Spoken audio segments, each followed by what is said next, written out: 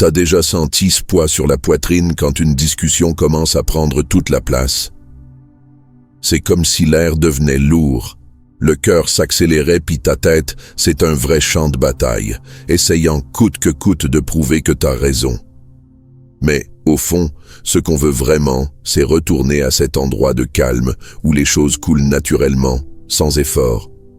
Aujourd'hui, je veux t'inviter à réfléchir à une idée simple, mais puissante.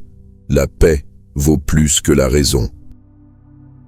On va explorer ensemble comment choisir la paix peut transformer nos relations, notre tête, puis même notre vie.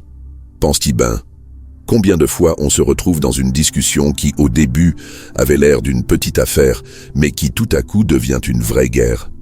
Ça peut être avec un chum qui pense pas comme toi, un collègue au boulot qui veut toujours faire ça à sa façon, ou même une chicane à la maison pour un truc ben banal, comme qui a laissé la vaisselle dans l'évier.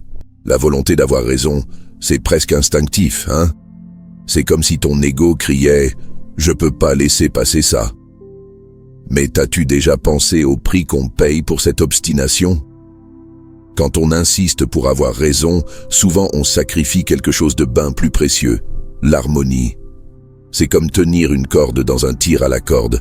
Tu peux gagner, mais tu finis fatigué, les mains écorchées puis parfois avec une relation brisée. Choisir la paix, c'est comme lâcher la corde.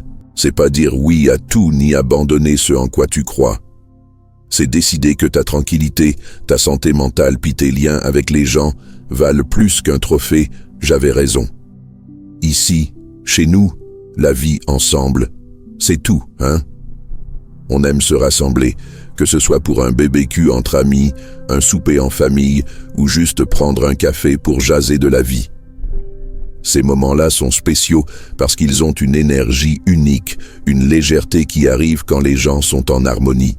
Mais as-tu déjà remarqué comment une niaiserie de dispute peut tout gâcher? Suffit qu'une personne veuille avoir le dernier mot pour que l'ambiance change, que les rires deviennent du silence, que la rencontre devienne lourde. Maintenant, imagine le contraire. Imagine une conversation qui commence à chauffer, mais qu'une personne décide de changer de ton. Au lieu de riposter, elle sourit puis dit « Ok, laisse tomber, parlons d'autre chose. Tu veux un autre café ?» Tout à coup, la tension fond, puis ce qui aurait pu être une chicane devient juste un moment passager. Ça, c'est choisir la paix. Puis tu sais ce qui est le plus beau? Ce choix-là, non seulement il sauve le moment, mais il plante aussi une graine pour des relations plus solides puis sincères. Pense à un feu de camp dans la cour, tout le monde autour, à raconter des histoires, rire, partager. C'est le genre de scène qui réchauffe le cœur, hein?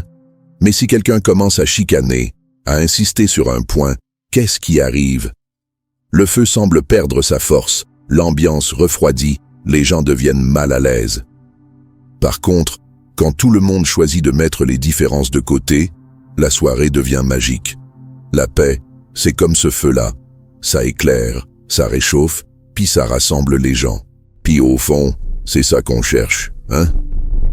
Connexion, légèreté, moments qui valent la peine d'être gardés en mémoire. Laisse-moi te raconter une histoire pour illustrer ça. J'ai connu une femme, Clara, qui vivait en guerre ouverte avec son frère. Ils chicanaient pour tout. Qui devait s'occuper des parents, qui avaient fait les meilleurs choix dans la vie. Chaque conversation, c'était une compétition, comme s'ils devaient prouver qui était le plus malin. Clara m'a dit que ces disputes ont commencé à peser lourd. Elle dormait mal, avait la tête pleine d'arguments, repensant à ce qu'elle aurait dû dire la dernière fois.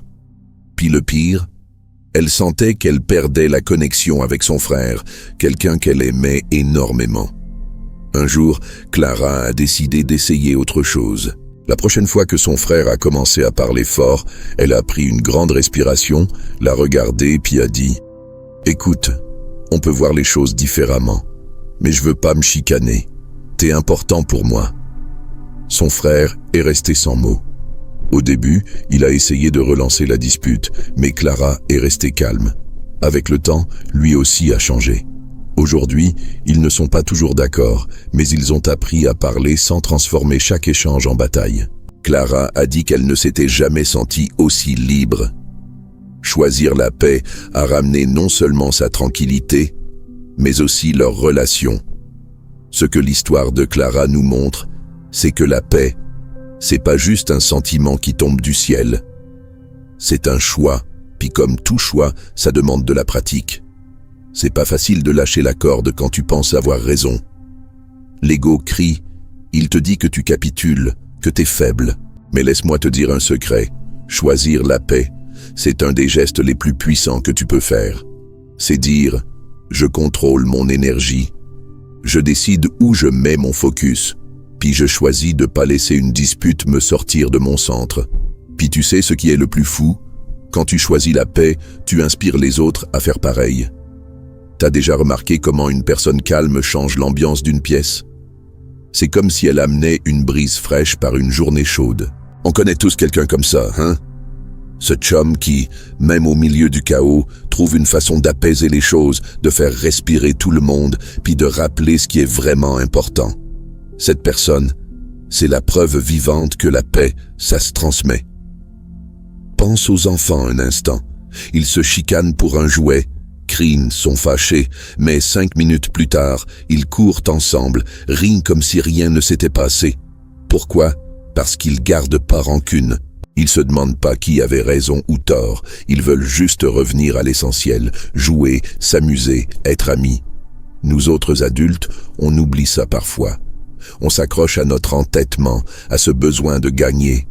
Mais si on apprenait des enfants, si on choisissait de lâcher prise puis de revenir à ce qui fait que la vie vaut la peine, alors, comment on fait pour choisir la paix au quotidien?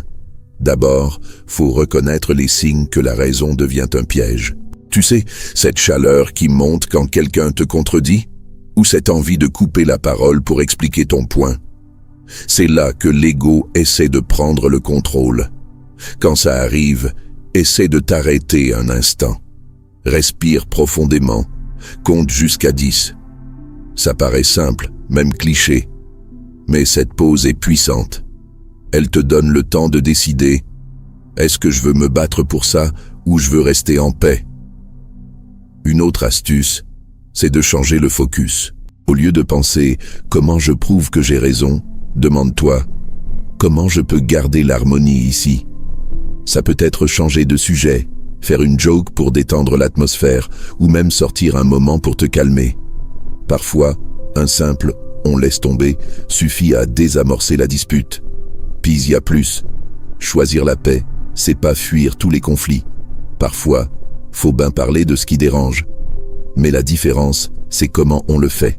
Au lieu d'attaquer ou de vouloir gagner, essaie d'expliquer comment tu te sens. Dis des choses comme « ça me dérange quand ça arrive » ou « j'aimerais qu'on trouve une solution ensemble ». Quand on parle avec respect puis qu'on écoute vraiment, le conflit devient pas un mur, mais un pont vers la connexion. Par exemple, imagine que tu es dans un projet avec un collègue qui veut toujours tout faire à sa façon. Au lieu de te battre pour prouver que ton idée est meilleure, pourquoi pas dire « je comprends ton point, mais je pense que cette autre façon pourrait marcher aussi. On pourrait essayer les deux, puis voir ce qui marche le mieux. » Ce genre d'attitude garde la paix puis crée un environnement où tout le monde se sent écouté. Là, je te demande, c'est quand la dernière fois que tu as choisi la paix au lieu de la raison? Peut-être que c'était dans une chicane avec un ami où tu as décidé de ne pas répondre à la provocation. Ou à une réunion de famille où tu as laissé passer un commentaire qui t'aurait normalement mis en boule. Ces petits choix-là, c'est comme des pas dans une randonnée. Chaque fois que tu choisis la paix, tu deviens plus léger, plus fort, plus connecté à ce qui compte vraiment. Puis c'est pas juste avec les autres. Choisir la paix, c'est aussi un cadeau que tu te fais à toi-même. C'est la chance de dormir tranquille, sans tourner en rond avec ce que t'aurais dû dire. C'est la liberté de pas porter de rancune ou de ressentiment. C'est regarder dans le miroir puis savoir que tu vis d'une façon qui te fait du bien. Ici, chez nous, où on accorde tellement d'importance aux moments passés ensemble, la paix, c'est comme l'ingrédient secret qui fait que tout fonctionne bien. Que ce soit lors de longues soirées à jaser entre amis, dans des réunions de famille pleines d'histoires, ou même juste en croisant un voisin dans l'entrée, c'est la paix qui crée l'espace pour une vraie connexion. Puis quand on choisit la paix, on améliore non seulement nos relations, mais on rend aussi le monde un brin meilleur. Au bout du compte, la paix, c'est ce qui reste quand on fait taire le bruit dans notre tête, puis dans notre cœur. C'est ça qui nous permet de vivre plus léger, en sachant qu'on a fait de notre mieux pour préserver ce qui compte vraiment. Alors, la prochaine fois que tu sens que tu as envie de te chicaner ou de prouver que tu as raison, fais donc un petit test, lâche prise, choisis la paix. Puis regarde comment la vie devient plus douce. Je te lance un défi. Dans les commentaires, raconte une fois où tu as choisi la paix au lieu d'avoir raison. Comment tu t'es senti après? Puis si cette vidéo t'a touché, mets un petit like puis partage-la avec quelqu'un qui a besoin d'entendre ça. Ensemble, on peut faire circuler cette idée. La paix vaut toujours plus que d'avoir raison.